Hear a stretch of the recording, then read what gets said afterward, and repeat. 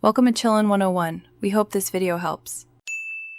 You begin in Google Earth Studio because it's the only way to get precise, smooth zooms. Create a new project, pick your satellite base, and set resolution to 1080p or 4K. Once done, switch to camera mode and position the camera at your starting point. This establishes your initial frame of reference. You do this now so all subsequent keyframes interpolate cleanly. Make sure to name the project and save. You'll use that baseline for the controlled zoom animation that follows.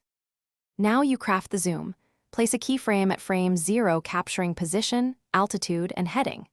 Move the timeline to your target frame, say 2 to 5 seconds in, then adjust the camera altitude closer to the ground and add a second keyframe. This creates the zoom path. Once done, open the graph editor to apply ease in and ease out to altitude and position curves. This avoids jarring speed changes and produces cinematic motion. Make sure to preview and tweak until the pacing feels natural. Finally, export your animation.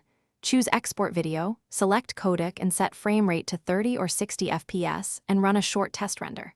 If you see jitter, add intermediate keyframes or smooth the curves in the graph editor, then re-render that segment. Subtle adjustments fix stutter. If the scene feels off due to parallax, slightly modify heading and pitch and reduce abrupt altitude changes. Once satisfied, render full resolution and save. One tip, test small sections to save time when troubleshooting. Thanks for watching. Consider subscribing if we helped you.